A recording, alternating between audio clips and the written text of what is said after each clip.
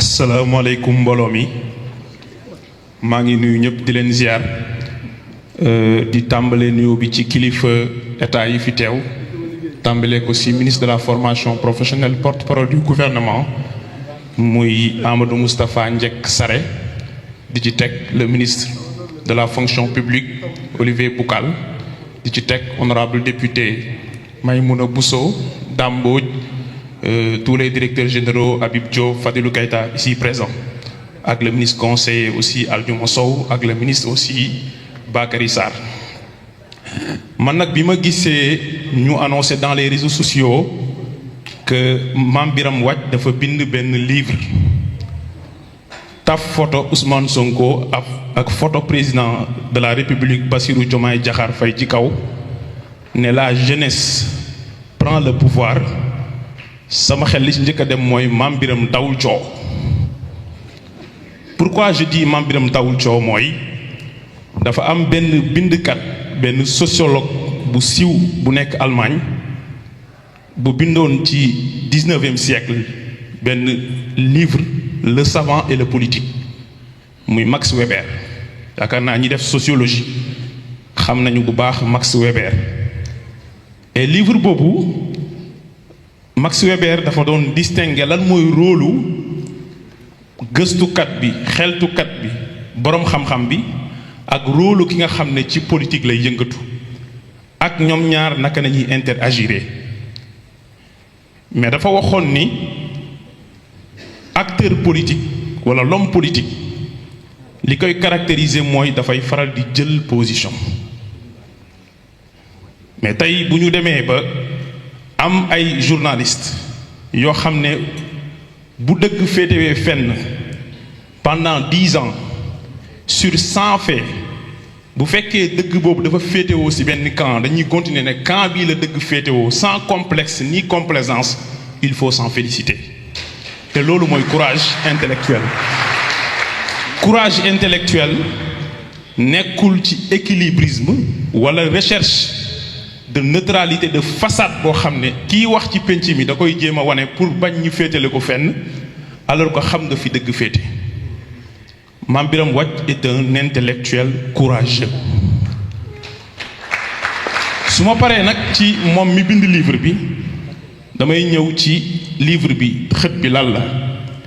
parce que bu ñu nee la jeunesse prend le pouvoir une révolution démocratique à la sénégalaise alors est-ce que dëkk boo xam ne 39% wu population bi weesuwuñ 15 ans c'est ça les statistiques âge médian bi 19 ans la maanaam 51% wu sénégalais yi 19 ans la ñu am 76% population bi amaguñu 35 ans alors dëkk boobu jeunesse bi est-ce que jël pouvoir bi dañ ko war a jël lekk pour remplacer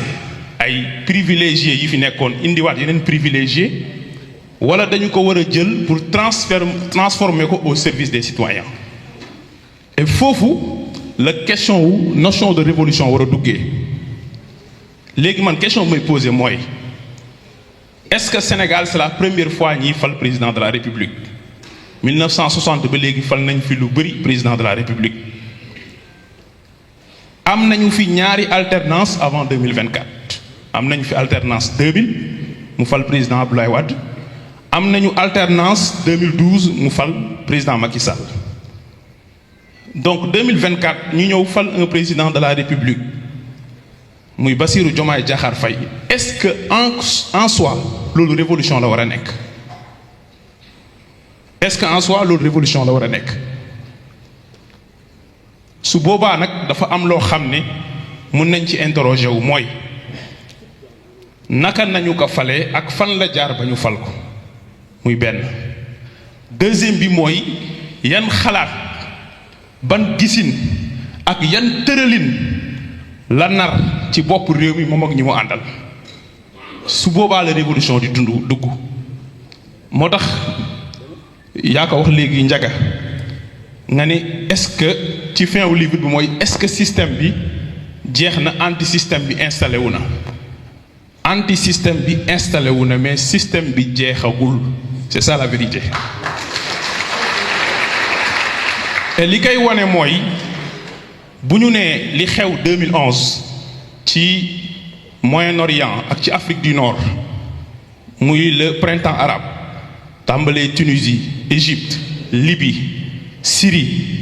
2024 lay jéego di wax Syrie fin 2024 Yémen dañ doon wax ay révolution la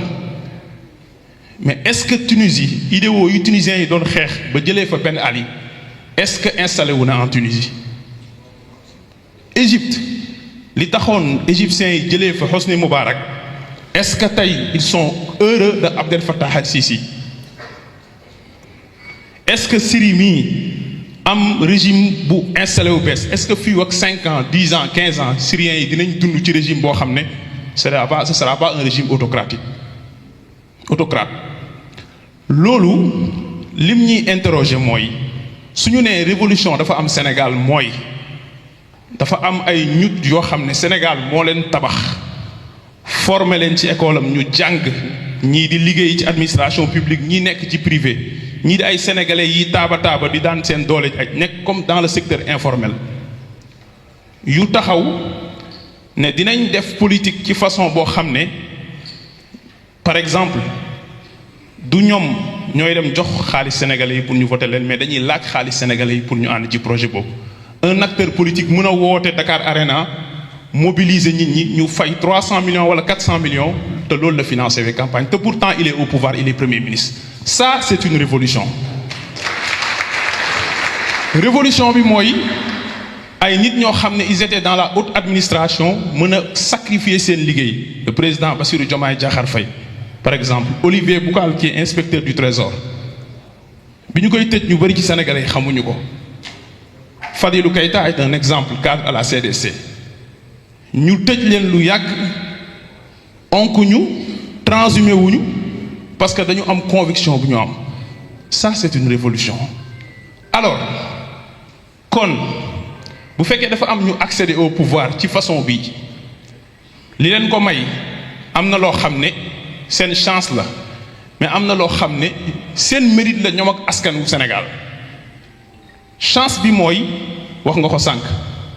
mooy l'essor le boom des nouvelles technologies d'information et de la communication muy réseaux sociaux yi permettre ñu transmettre rapidement information yi ça chauffe ñëpp di génn commencé taal fépp ça da doon accélérer xeex bi